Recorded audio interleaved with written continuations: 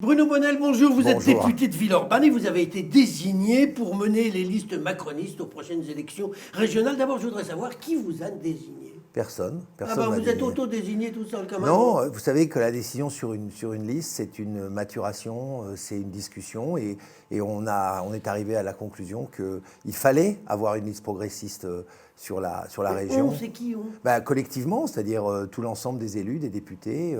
À Paris. Paris et sans région, et ça a convergé vers une décision commune. Et d'ailleurs, c'est plus une liste d'équipe qu'une liste personnelle, et ça, il faut le rappeler, parce que je pense que ça sera une grosse différence pendant la campagne. Dites-moi, Bruno Bonnel, c'est quoi vos relations aujourd'hui avec les élus macronistes? Parce qu'il y en a quand même un certain nombre, à Villeurbanne notamment, qui n'ont pas oublié qu'aux dernières municipales, vous avez été candidat dissident contre le candidat officiel qui était Prosper Caballo. Écoutez, La République En Vous Marche... êtes à nouveau Non, mais La copain, République En copain. Marche, c'est comme une famille. Alors des fois, on a des moments un peu de tension, mais on est d'accord sur l'essentiel. Donc je crois que c'est l'occasion, ces régionales, justement, de tourner une page, d'arrêter de ressasser les mêmes choses. Deuxièmement, c'est à l'échelle régionale. C'est-à-dire qu'aujourd'hui, je suis moins focalisé sur la métropole, bien que ça reste quand même ma base de vie. Mais surtout, il faut travailler sur cette Oralpe, comme je l'appelle, c'est-à-dire ce territoire très particulier et unique que nous avons maintenant à conquérir. Ah, on va parler de ce que vous allez proposer, mais un petit mot, vous avez employé une expression, allumer les étoiles aux dernières municipales, vous avez plutôt éteint le soleil vu votre score.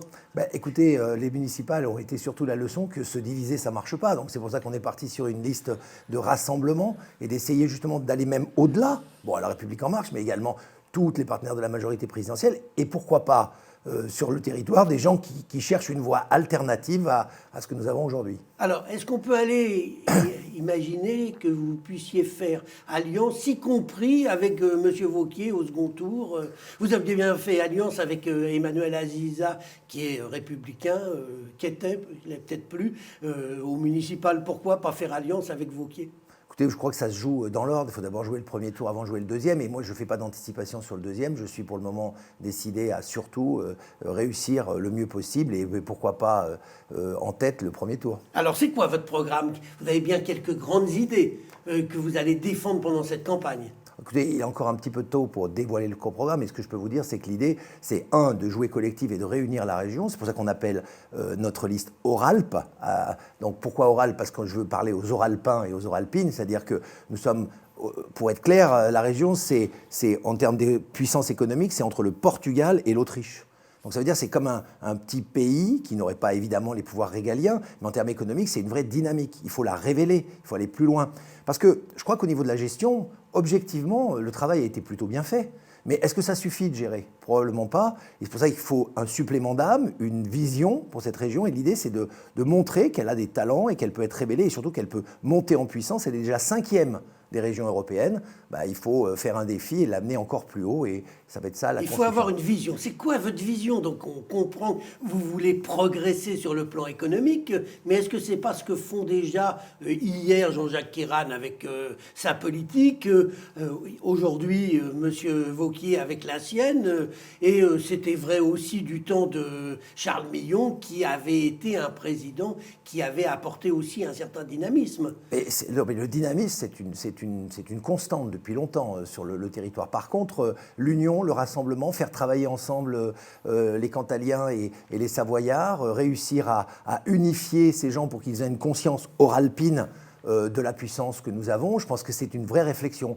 On a deux stratégies en politique. Soit on divise pour régner, soit on rassemble pour être plus fort ensemble. Donc je crois que c'est ça l'objectif, c'est d'essayer de proposer un travail collectif, des réflexions dans le domaine de la formation, dans le domaine du transport, qui permet de mailler le territoire. Alors, vous voulez faire collectif. Qui va faire les listes? Est-ce que c'est vous qui allez faire les listes? Est-ce que c'est La République En Marche qui va faire les listes? Qui va faire les listes? C'est moi. C'est vous. Que dans les discussions que nous avons eues, une des conditions claires que Mais j'avais avec mis. qui vous avez eu ces discussions? Vous dites on. Mais avec à la fois l'ensemble du mouvement, La République En Marche, les réflexions avec les députés, avec les élus, il y a eu une large concertation pour dire attention, si on décide de prendre la responsabilité d'une tête de liste, on doit avoir la responsabilité des listes. Donc aujourd'hui, je sais qu'il y aura peut-être des gens satisfaits, peut-être des gens moins satisfaits, mais au moins ils auront un responsable à qui parler. Ça ne sera pas une espèce de brouillard dans lequel on expliquera qu'il y a un comité Théodule qui a décidé à la place de celui qui prend la tête tête de liste. Alors, Bruno Bonnell, il y a le MoDem, qui est un allié naturel. Il y a aussi Agir, la droite autrement. Est-ce que vous avez des contacts avec Fouzia Bouzerda? Bon, on a des contacts avec tous les gens qui font partie de la majorité présidentielle. Vous avez Emmanuel Hamelin?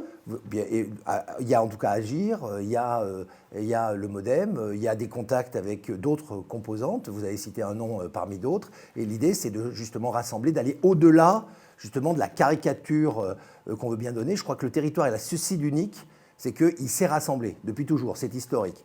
Là où on s'est complètement raté aux dernières municipales, c'est que pour la première fois depuis longtemps, les gens se sont divisés, n'ont pas vu l'intérêt collectif, ils ont vu surtout l'intérêt personnel. Dont vous faites partie. Mais dont je fais partie. Et des fois, il faut faire un monde honorable, il faut réfléchir et prendre son expérience, non pas comme un échec, mais quelque chose qui doit forcer à réfléchir et d'aller plus loin. Alors, ce vendredi, Yannick Jadot est à Lyon pour lancer officiellement la campagne des écologistes. Est-ce que vous avez quelqu'un qui viendra nationalement, une personnalité, pour lancer officiellement votre campagne dans les jours, les semaines qui viennent? Dans les semaines qui viennent, on lancera la campagne. Je garde un petit peu quand même de suspense, mais ce que je voudrais dire, c'est que c'est un paradoxe. Les écologistes ont réussi à Villeurbanne ou à la métropole parce qu'ils se sont unis avec des forces de gauche. Ce n'était pas forcément ma meilleure option, mais j'ai vu la puissance de feu que ça. Je constate aujourd'hui qu'ils font exactement les mêmes erreurs qu'on a fait au municipal, c'est-à-dire qu'ils partent dispersés. Et donc, il y a les écologistes d'un côté, il y a le PS de l'autre, le PC enfin. Je crois que ça aussi, c'est quelque chose sur lequel il faut méditer. Il vaut mieux avoir le rassemblement, ça a payé pour eux. Ils devraient réfléchir à peut-être organiser le match différemment. Enfin, le rassemblement pour eux n'est arrivé qu'au second tour, parce qu'au premier tour,